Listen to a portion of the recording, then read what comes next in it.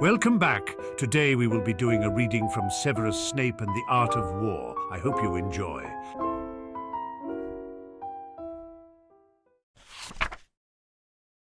Chapter 1. The Goldfish of Horace Slughorn. Look at me. The green eyes that had once belonged to Lily were staring intently into his own. Was it concern he saw in those eyes? Pity? Why the fuck does it even matter? The snake's venom was coursing through his veins, bathing his broken body in an invisible fire that reminded him of the Cruciatus curse. A curse he had often felt under the hands of the Dark Lord. The pain had been nothing compared to Lily's death. The pain meant nothing to him now. Memories had started to pour out of him as he felt the cold glass of a potion vial being pressed against his face. He could only hope that Potter's spawn was smart enough to understand the importance of the memories he was giving to him. How strange. He had expected complete darkness to surround him, but instead everything was bright. Was there an afterlife after all? If he could have groaned, he would have. The last thing he wished for was a continuation of his already miserable existence. His eyes had started to adjust to the light, and the first thing that appeared in front of his eyes was a fishbowl. He rolled with his eyes and let out a sigh. Not his mother, nor some divine being, or even bloody Dumbledore himself had appeared to guide his way. Instead, he was stranded and abandoned in some unknown ethereal place with a fucking fish. Goldfish? His skepticism had turned into curiosity. He placed his hands around the bowl. The bowl seemed much larger in his hands than he initially thought it was. Or were his hands somehow smaller than before? "Pip," he whispered to the little fish, "is that you?" "I see you found Francis," said a jolly, familiar voice behind him. Severus nearly dropped the bowl, catching it just before it shattered onto the floor. Before him stood a much taller and much younger-looking version of Professor Slughorn. His voice sounded small to him, childlike even. "Ah, yes, my dear boy, it is good to see you again." Slughorn patted him reassuringly on the shoulder. He looked up at the professor, clutching tightly onto the bowl, not wanting to risk another near accident. "Sir, where are we?" Once again his voice sounded small. For a second he wondered why, but he couldn't be bothered with such questions for now. Slughorn smiled at him. "I think it would be easier if you told me where we are." The light started to fade out before them, and he found himself standing by a riverbank. Slughorn looked around as if he wasn't quite sure what he was looking at. "Where did you say we were, Severus?" "Cokeworth's riverbank along the Thames. I grew up here." Slughorn's face fell at the sight of it. The bank was in the same poor, dishevelled state as Severus remembered it. Dirty and slick from all the waste that the factory produced on the opposite side of the river. "Of all places, why this one?" Slughorn asked. "I used to come down here all the time with—" He bit his lip and looked down at the goldfish in his arms. Pip had been a Christmas gift from Lily, the very first Christmas gift he had ever been given.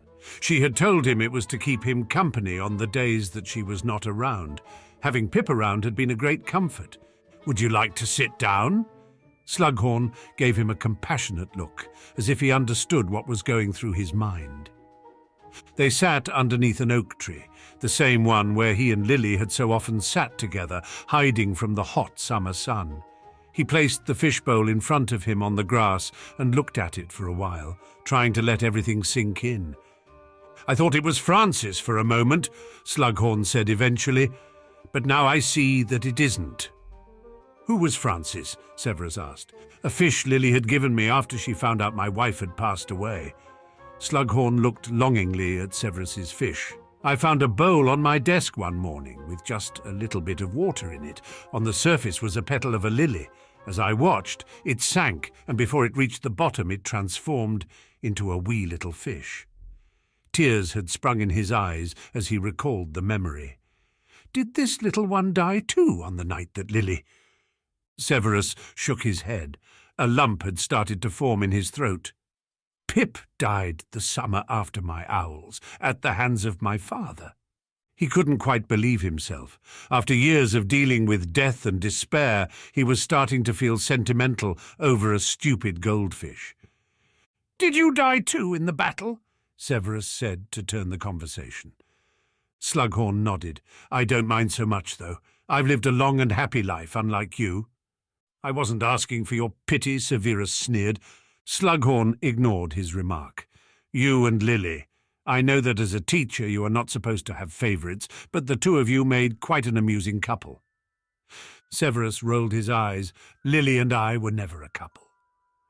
You two sure acted like one, Slughorn chuckled. Just like my wife and I used to be. She was a Gryffindor girl too, just like Lily was. Slughorn closed his eyes as if he was trying to recollect himself. It broke my heart to see how your friendship with her had shattered. I would have liked to see you marry her. You seemed right for each other. Little late for that, isn't it? Severus asked sarcastically. Not quite, Severus, not quite. What the hell is that supposed to mean? It means you have a choice, Severus. You can either move on like I did, or go back and set things right. I don't quite understand. It means, Severus, if you don't mind me quoting William Blake here, that in the universe there are things that are known and things that are unknown, and in between there are doors. Severus contemplated for a moment, trying to process the information he had been given. Why would I want to go back to that bloody war? Haven't I done enough already? Who said anything about going back to the war, Severus? My whole life revolved around this war. Severus's voice rose. What difference would it make? As I said, Slughorn responded calmly, it is not the war you would go back to. My mother is gone. Lily is gone. Hell, even most of my Death Eater friends are gone. I have nothing left to go back to. You have everything to go back to, Severus, because you have a choice. Severus frowned. I still don't quite understand. Follow me.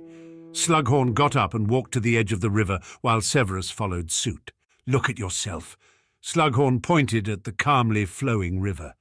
As far as the troubled water allowed, Severus's reflection showed the face of a young man rather than the worn and sallow face he had grown accustomed to. It was also the first time he noticed that he was wearing an oversized brown shirt, along with shabby-looking jeans, things he hadn't worn since he was a teenager. He looked up at Slughorn. What will happen to me if I go back? Slughorn shook his head. Even if I knew, I wouldn't tell you. This is your choice, and your choice alone to make. I need some time to think. Slughorn nodded in understanding and sat back down by the oak tree, looking contently at the little goldfish. He had the chance to go back, to see Lily again, to see his mother again. He could even change the course of history. A leaf had fallen off the oak tree and landed gently in front of him on the surface of the river, leaving small ripples as it drifted off down the stream. All it took was to change a single deed, a single word, a single thought. He turned around to look at Slughorn, who was now cradling the bowl in his hands. "How do I go back, Professor?" Severus asked. Slughorn looked pleased. "If you wish to come with me, all you need to do is step through the clearing, but if you wish to go back, you will have to step into the river." Severus groaned. "I can't swim." "You're not supposed to." His gaze was locked onto that of his old professor. "Are you telling me that I need to drown? Dying is as easy as falling asleep. Living, however," Slughorn raised his shoulders, "not so much." "Fucking fantastic," Severus scorned. "Here I am, barely dead for an hour, only to die another painful death in order to live again." Slughorn laughed. "It does seem a bit oxymoronic, doesn't it?" Severus stood up, drew a deep breath and exhaled. "Take good care of Pip for me, will you?" "Are you sure you don't want to take her with you? Fish don't drown now, do they?" Slughorn laughed and looked delighted. "Of course, my dear boy. I think my wife would love her very much." Without another glance back, Severus waded into the cold water. He was already waist-deep when Slughorn called out to him, "Severus!" He looked around to see the man standing at the edge of the clearing, the fishbowl tucked underneath one arm. "If you see me, the other me, please do go to one of his parties, will you? He does like having you around." Severus nodded. "I promise." With a small wave, Slughorn disappeared through the clearing. Severus marched in all the way until his feet no longer touched the bottom of the river and allowed himself to let the stream carry him away. He exhaled, squeezing as much air from his lungs as he possibly could, and sank under the surface of the water. A natural response of panic arose inside of him, but he suppressed it by letting memories of the past flow through him as he slowly sank to the bottom. The squeezing sensation in his chest felt painful as his lungs hungered for oxygen, but the pain released as soon as he slipped out of consciousness. Death through drowning wasn't so bad after all. Chapter 2. Hearing the heart speak through gestures of the hands. Within a flash, Severus sat up straight, gasping for breath as if he had woken up from a terrible nightmare. Cold sweat was dripping off his forehead. He had awoken on the bed of his old bedroom. The musty old scent of dust filled his nostrils. It stank, but it smelled familiar all the same. Everything was as he had remembered it from when he was a teenager. Every crack on the grey, cobwebbed walls, every creak of his stained old mattress. Even the quill scratches on his plywood desk were exactly the same. The only noticeable difference was that his bedside table was empty, a place where normally his fishbowl, along with a pile of books, would have stood. The only thing in the room that didn't look old and neglected was a black bass guitar, along with a small amp standing proudly in the corner of his room. The black of his bass and mirror pickguard shimmered brightly compared to everything else that was his old personal hellhole. He recalled selling his bass after graduating from Hogwarts, no longer having any desire to make music. It was a thing he had done with Lily, and without her there had been no joy in it. He got out of the creaking bed and checked himself in the mirror pickguard of his bass. The brown shirt and worn jeans were the same as he had worn in Limbo. He could barely recall what it was like to wear something that wasn't entirely black. Then again, he had been wearing black since he was able to afford his own clothes. His hair was longer and his face thinner. A small stubble had started to form on his chin. How old was he now? 15. The worst age a man could possibly be, he thought to himself grudgingly. Getting the chance to live life all over again and still receive the arse end of the deal. The loud clanking sound of a pan hitting the stove broke his thought process. Speaking of arse ends, if his mother was currently cooking something in the kitchen, his father couldn't be far away either. A part of him wanted to run down the stairs, but a bigger part of him made him stay put. After living a life of abuse and isolation had eventually driven her to a point of madness, Eileen had taken her own life. He knew exactly how and why she died. For a split second, he wished his adult memories had disappeared along with his adult body, but he understood that without his future, he could not change his past. The scent of bacon and eggs travelled up the staircase and made his stomach growl. He had to do it. He had to go down and see her again. With a heavy heart, he descended down the rickety staircase and turned the corner into the kitchen. And there she was, wearing a long, wide green skirt with a purple button-up blouse. Her lack of height was made up for by her Scottish stoutness. Severus had inherited very little of her physical features, but most of her personality. She was clinking the wooden spatula hard against the edge of the frying pan as she finished cooking. Severus stomped with his foot on the floor to get her attention. She looked up, put on a wide smile, and signed "Good morning" with a swift motion of her arm. "Good morning, Mother," said Severus, glad that she was a skilled lip reader. It had been over 2 decades since he had to use sign language, and he had gotten a little rusty at it. Eileen curled her hand and motioned towards her mouth. "Do you want breakfast?" Severus made a knocking gesture in the air, which meant yes. At least he remembered that much. Eileen shoved the eggs and bacon onto 2 plates and placed them on the kitchen table. Severus had a hard time comprehending the bizarreness of it all. His heart wanted to weep, but his mind suppressed it. To see his mother again in a rare good mood, he might add, wasn't something he wanted to cry over, and so he allowed the situation to unfold before him without interruption. He sat down opposite her at the kitchen table and dug into his scrambled eggs. "You seem troubled," she signed to him. "I haven't slept well," he lied. "Is it because you are excited for today?" Severus frowned. "What's today?" Eileen flung down her fork and gave him a skeptical look. "Are you serious?" She signed. "No, I'm Severus." Eileen gave him a playful slap against his arm. "Don't be cheeky. Have you forgotten what day it is?" Severus lifted an eyebrow. "My birthday?" he asked carefully. "Have you been drinking?" Eileen asked while she shot him a stupid look and pointed out of the window. "It's summer, you dimwit." "Definitely not his birthday then. It's the 1st of September. You've got your owls this year." Eileen signed 2 large circles around her eyes at the word owls. "Don't worry, Mum, I haven't been drinking. Is there anything I need to worry about, Severus?" "Yes, your eggs are getting cold." Eileen rolled her eyes. "You're impossible, Severus," her index fingers crossing as she said it. "I got that from you," he said mockingly. "I haven't seen Lily in a while." Eileen tossed her hair back in a girly fashion at Lily's name. It had started as an inside joke between them, poking fun at how Lily always tossed her hair back when she got angry about something. It stuck and had been the sign for her name ever since. Severus shrugged. "I guess I'll see her on the platform today." "Is everything all right between the two of you?" "You're asking an awful lot of questions, Mum," Severus said as he wolfed down some of his bacon. "That girl is my only hope for grandchildren." "Mum!" Severus whined like a proper 15-year-old. Eileen waved it off. "She's precious, Severus," she said with humble gestures. "I would hate to see her go." To Severus's own shame, he had started to blush, a thing he hadn't done since the day Lily had walked out of his life. A stifled noise from upstairs brought him back to reality. This time he signed to his mother. "Is Tobias still home?" Eileen nodded and bit her lip. "He's losing hours at work."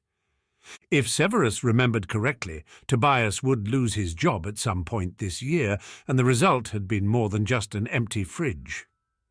"Would you like to leave early, Severus?" Severus nodded. Eileen pointed at the living room. "Your trunk is in there." Severus hurried himself to the living room, hoisted up his heavy school trunk, and followed his mother out the back door and into the garden. "Got everything?" He checked for his wand, the only thing that truly mattered, and felt it in the back pocket of his jeans. "Don't you want to bring your bass?" Shit. He ran back inside and up the staircase. Fortunately, Tobias was still in his own bedroom. He flung the bass into its case and left the amp behind. He wouldn't need that at Hogwarts. He slammed the door of his bedroom behind him. "Boy!" A low, dark voice rumbled from across the hall. Severus froze. Tobias had stepped out of his bedroom. Severus stood face to face with a much larger, much angrier-looking version of himself. The only prominent difference was that his hair was short and greying. A pool of old seething hatred had started to boil up inside of Severus's chest. "I'm leaving," he sneered. "Tell your mother I'm still expecting breakfast. I'm not telling her shit." He was tempted to draw his wand and kill the man right where he stood. Years of cool logic and reasoning, however, made sure his wand remained inside his pocket. "Are you fucking back-talking me, boy?" "Go fuck yourself," Severus barked at Tobias while lifting the back of his hand and sticking up 2 fingers. Before Tobias could respond, Severus sprinted down the stairs and ran into the garden as quick as his young legs could carry him and grabbed his mother, who had picked up his trunk, by the arm. "Let's go," Severus said with determination, and with a loud crack they both disapparated to King's Cross Station. Chapter 3. 9 3/4 is the platform where we depart and meet again. The platform between 9 and 10 was already flooded with students and their families. It was obvious which people were magical and which ones were not, as magical people often did a poor job of trying to blend in. Some faces looked vaguely familiar, but of most he had no recollection of. Not that it mattered much. All he wanted was to find Lily. Eileen tapped Severus on the back. "I have to get back." Severus pulled his mother into a tight embrace. After he let her go, he signed, "I love you, Mum." Tears started to form in the corner of her eyes. "You haven't said that to me in years, Severus."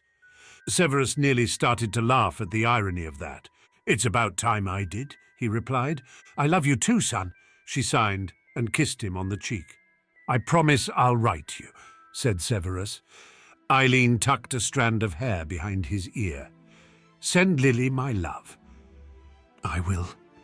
Severus picked up his trunk and base and watched his mother disappear behind a corner, followed by the unmistakable sound of apparition that indicated that she had gone home. Severus could only hope that Tobias wouldn't be too hard on her. This time he made himself the promise that he would be home for Christmas. Latching on to what seemed like a group of second years, he walked through the wall between platforms 9 and 10 until a large scarlet steam train appeared in front of him. He had forgotten how much of a hassle and chaos the first day of a new school year had been as a student, and had to suppress the urge to sneer at every student that blocked his path. For a split second, he missed the privileges that came with being a teacher. So far, no sign of a bouncing redhead yet. "Oi, Snivelus!" Shit! From the corner of his eyes, he saw Sirius Black materialize. "Have you seen my ass-kisser of a brother somewhere? Regulus Black." That's a name he hadn't thought of in a very long time. A boy who, in the end, had tried to do the right thing after all. A boy with whom he could possibly form a useful alliance. "What's it to you, Black?" Severus asked with a bored tone in his voice. "Mum wants to talk to him before we go." Sirius pointed with his thumb over his shoulder.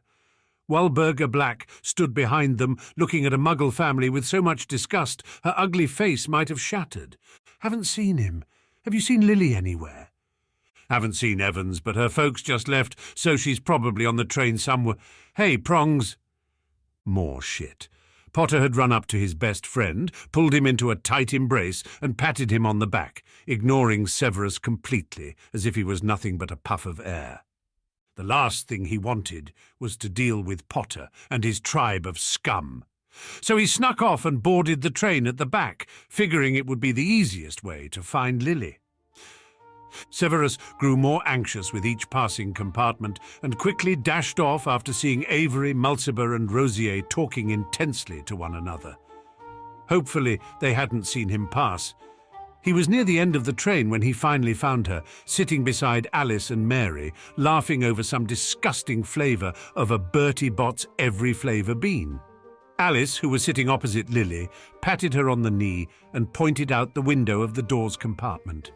Lily's green eyes met his black. He saw she was wearing a Led Zeppelin shirt he had bought for her 2 years prior at a concert in Oxford. Her father had been kind enough to give them tickets at Christmas for their birthdays, as their birthdays were very close together. Severus wasn't quite sure if he wanted to laugh or cry.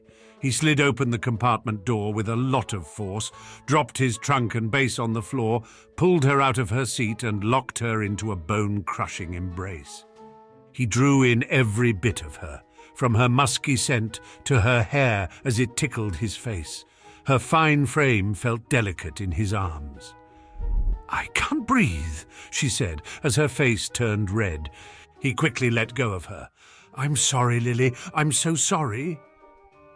So many old feelings went into his words. His regret extended far beyond squeezing her too tightly. "I'm so sorry, Lily," he repeated, with a crack in his voice. "You better be," a pissed-off Mary said from behind them. "Where are the rest of your Slytherin friends, Snape?" "Dead for all I care," Severus mouthed back. Mary was startled by his response, but did not respond with a snarky comeback. Lily looked up at him with her eyebrows raised and arms crossed. "What brings you here?" "Mum says hello," Severus said flatly.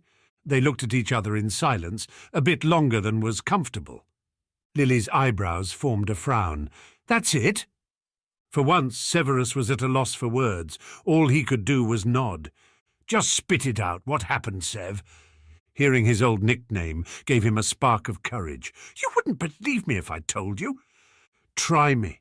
I died, saw Pip the goldfish, was given the chance to come back to life, drowned myself, and woke up on this particular morning." Both Mary and Alice's mouths were hanging open.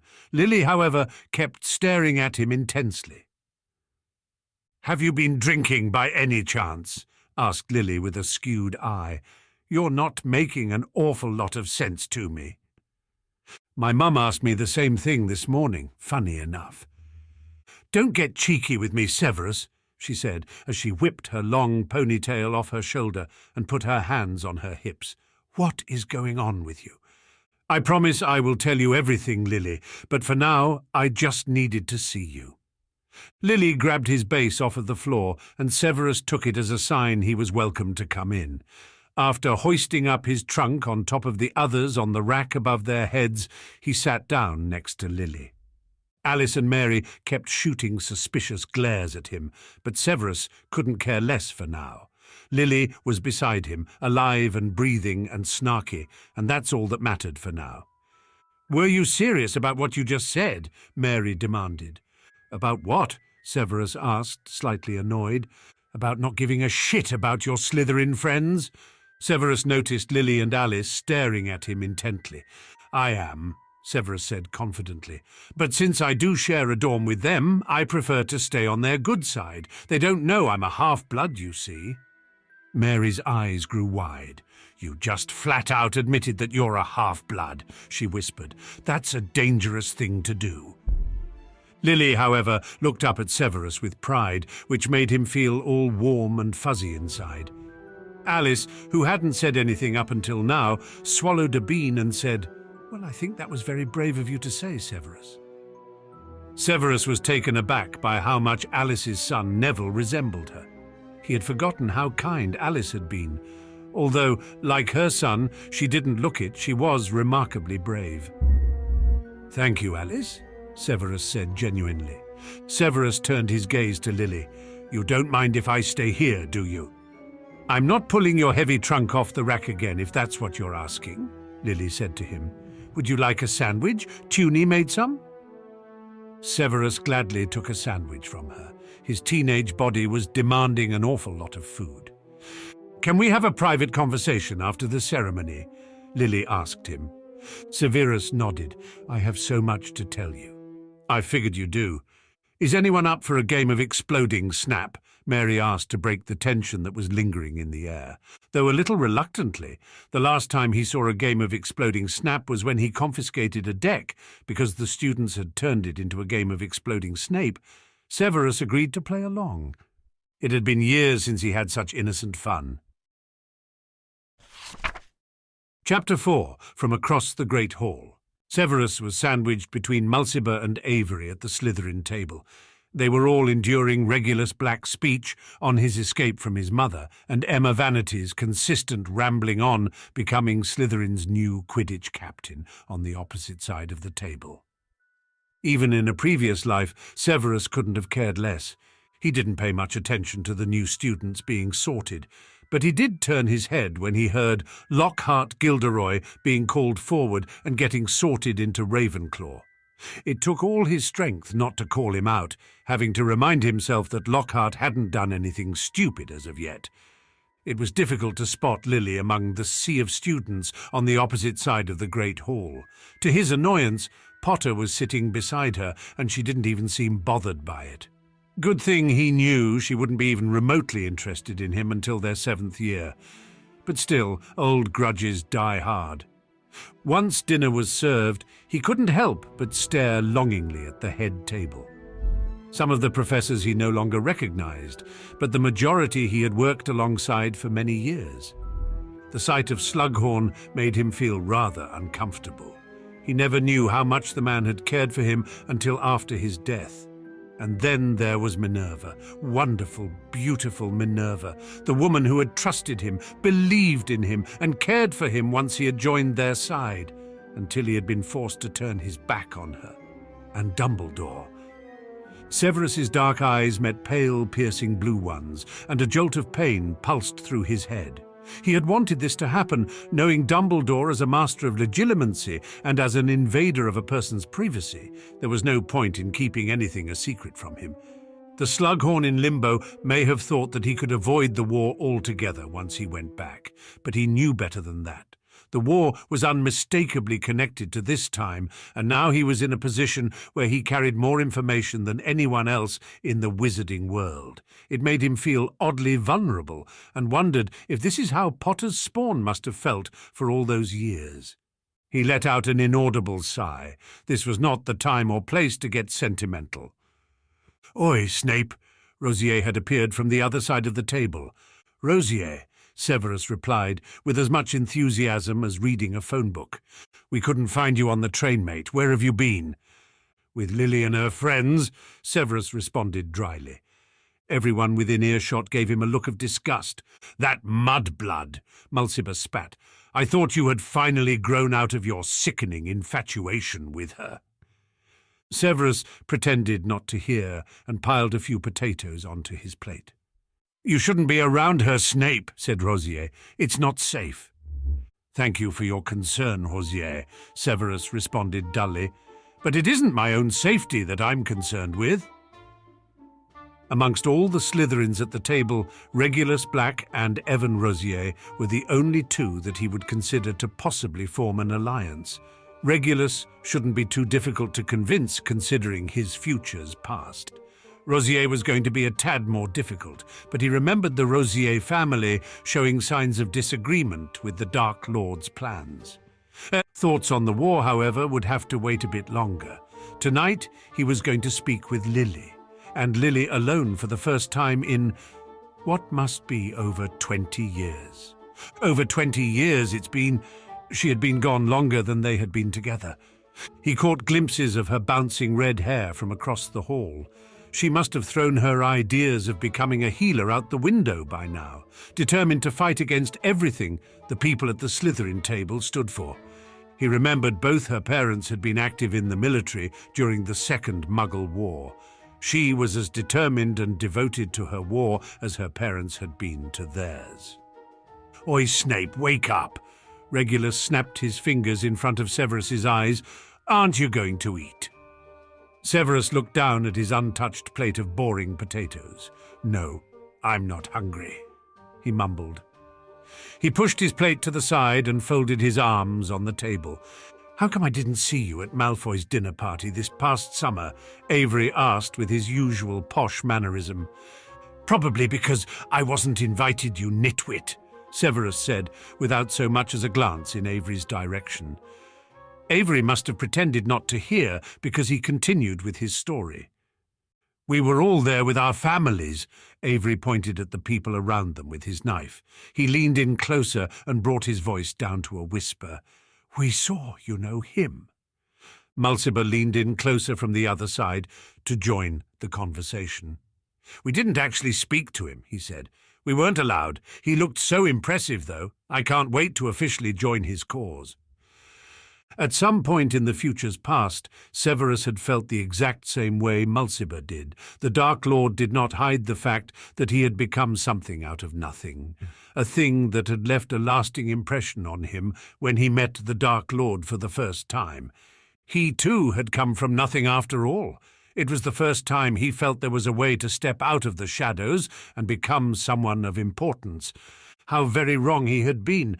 "Malfoy put in a good word for you, though," Avery continued. "This time Severus sharpened his ears. Told the Dark Lord you are an excellent potioneer and that you know a lot about the dark arts. So, who knows, maybe you will get an invitation soon." "Perhaps," was all Severus had to say to that. The Dark Lord did not personally invite him until the winter of his last year at Hogwarts. He had time to figure it all out. Dumbledore announced the end of the feast.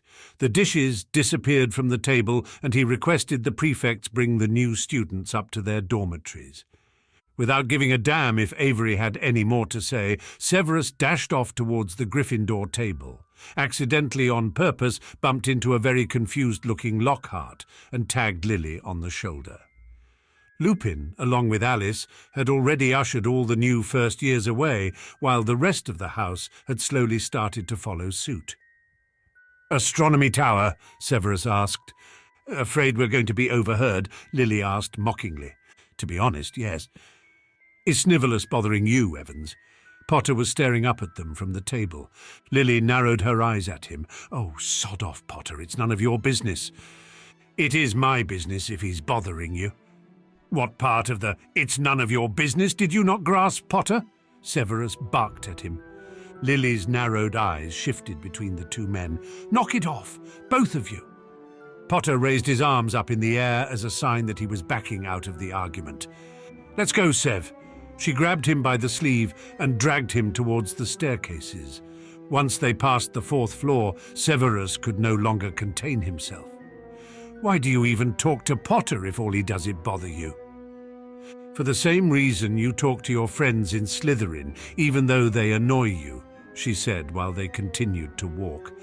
"I share most of my classes with them. I share a common room and a dormitory with them. I see them all the fucking time, so I might as well be on good terms while I'm at it."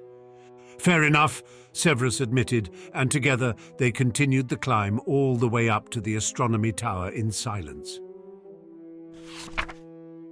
Chapter 5. The True Power of a Cigarette.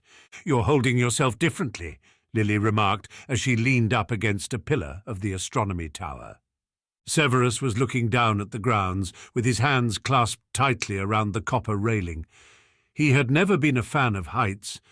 The shadow of nightfall was slowly creeping up on the grounds. "I brought something for us," Lily said. She fumbled in the pocket of her robe and pulled out a pack of cigarettes. Severus grinned. They had often secretly shared cigarettes at their spot by the river in Cokeworth. "Where did you get those?" "I stole them from Petunia's new boyfriend." There was an ugly emphasis on the term boyfriend. "Well, look who's turning into a little criminal," Severus said mockingly. "I'm doing my sister a favour, really," Lily said as she broke the seal of the pack. "She hates it when he smokes." He took a cigarette from the pack and lit it with a snap of his fingers. "You taught me that, remember?" Severus said as he released smoke from his lungs. Lily grinned at him. "I remember." Lily pushed herself away from the pillar and clasped her hands around the railing beside him. For a moment they looked straight ahead at the forest-clad landscape in front of them. The lake was glittering beautifully in the light of the setting sun. Halfway through their cigarettes, Lily was the first one to talk. "On the train this morning you said something about drowning yourself and dying. What was that all about?" "What, no questions about the goldfish?" "Don't try to avoid my question, please," she said with an irritated tone. "You wouldn't believe me if I told you." "Try me." Severus had nearly forgotten how pushy she could be. He inhaled deeply from his cigarette, felt the nicotine flow through his veins, and exhaled. I honestly don't know where to begin. I was just trying to get your attention." "I'm not buying it. I'm asking you to trust me." "You know I find that difficult to do that when you surround yourself with Death Eater friends. Friends who constantly try to attack my friends, I might add." "Lily, these people are not my friends, and I can promise you that I have no ambition to become a Death Eater again." Lily looked at him with observing eyes, as if she were trying to find the lie in his words. "Then for once, Sev, tell me the truth on why you're so obsessed with the dark arts," Lily pleaded. "It scares me to see you get swallowed up by something so dangerous. I'm afraid of the influence those friends of yours have on you. It's not them that got me into the dark arts." That was the truth. "That fault lies entirely with me." She looked at him with large eyes, pleading him to continue. "This is hard for me to explain, but I'll try, okay?" Lily nodded in agreement, probably out of gratitude that he was finally able to admit where it all had gone wrong. "I think I got into the dark arts for the same reason we are interested in horror stories, such as Poe's poetry or war movies. It is that darker part inside all of us that isn't repulsed, but rather fascinated with death, pain, and destruction." Severus looked up at the darkening sky, thinking hard of what to say next. "I suppose it was the darker part of me that was captivated by the dark arts. It just started off as an honest interest that grew into an obsession, and it took me like a drug. It lifted me up from the inside, and I turned a blind eye to the destruction on the outside, and for that I am sorry." A red rim had formed around Lily's green orbs. "I've made a huge mistake, Lily. I see that now." She wiped away a tear with the sleeve of her robe and asked with a crack in her voice, "Is there any way you can get out of this mess?" Severus sighed. "I know that the Dark Lord knows my name and is interested in my talents, so I believe my only option would be to go to Dumbledore, confess, and hope that he is willing to help me." "Is there anything I could do for you?" Severus shook his head. "You could pass me another cigarette." Lily handed one over and took another one for herself. "Thank you for telling me," she said. "I needed to hear that." "You do understand that I cannot undo what I already know," Severus said to her in a low voice. Lily nodded. "I understand, and I have another question for you." "Fire away. Why did you hug me this morning?" Severus nearly choked on the smoke in his throat. It's because I hadn't seen you in a while. Over 20 years, in fact. I just had to make sure for myself that you were real." Lily's eyebrows nearly touched when she frowned. "You never hug me. You never hug anyone, for the matter. It was odd." Severus had to think hard for a moment. "Did we see each other at all this past summer?" Lily looked up to think. "Only once or twice at the beginning of the summer. I had a feeling you didn't want to be seen with me." She sounded hurt when she said it. "I'm sorry if that's what you thought," Severus said softly. "You know, Sev, you're apologizing an awful lot." "Because I have a lot to apologize for." "It's just," Lily muttered, "I just got the feeling we were slowly drifting apart." She seemed upset now. "I stayed away from you because I believed it was the only way that I could protect you," said Severus. "Protect me from what exactly?" she said sharply. "From all the evil that is going on in my house." Lily took the cigarette from her mouth to put up a protest, but Severus stopped her in time. "I know now that avoiding you is not the way to do it." A welcomed silence fell between them. The giant squid had disappeared entirely underwater, and the first stars had started to decorate the night sky. After a while, Lily nudged him playfully in the ribs. She seemed to have calmed down from all the emotional baggage that had spilled out between them. "How's everything at home, Sev?" she asked. "Is Eileen doing okay?" "Mum's all right. My father, however." Severus paused and raised his shoulders. "You know how it is. You know you're still welcome to come over to my place if things are bad. Mum and Dad keep asking about you." "If it makes you feel any better, I'm coming home for Christmas this year." Lily's mouth fell open. "You are actually coming home this time? You better come over for Christmas Day. Mum and Dad will be delighted." Severus had to smile at her enthusiasm. "I'll be there, I promise." Lily looked up at the clouds of smoke she blew from her lungs. "You still haven't told me what that dying and drowning thing was all about?" "I was hoping you'd forgotten," Severus admitted. He wanted to smack himself for being stupid enough to blurt out the things he had done while he was in limbo. There was no way he could explain all of that without having to expose more about his future's past, a thing he didn't want to tell her until she was ready or until it would become significant for their future. "I want to speak with Dumbledore first, before I am even somewhat able to start explaining all of this to you. Whatever it is, Sev, it sounds like you got yourself into a lot of trouble." All he could do was nod in agreement. "Can you wait until I have it all sorted out for myself?" "I can do that." They spent the rest of their time talking, mainly about school and everything they could expect this year, from their music lessons to their owls. It was near curfew before they left the tower. Severus had expected things to be difficult, but instead it had felt as if they had only been apart for several weeks, rather than several decades. Severus left her at the Gryffindor portrait, and they promised each other to meet up early at breakfast tomorrow to compare class schedules. He remembered they had potions together again this year, which was the only subject that mattered to him to have her around. With a bounce in his step, he made his way into the dungeons and cursed to himself when he nearly walked into the teacher's office out of sheer habit. Having to share a room with students again was going to suck, and having to pretend to be a student again was going to suck even more. He found his way into the common room, found his trunk and base in the dormitory, and instantly fell asleep.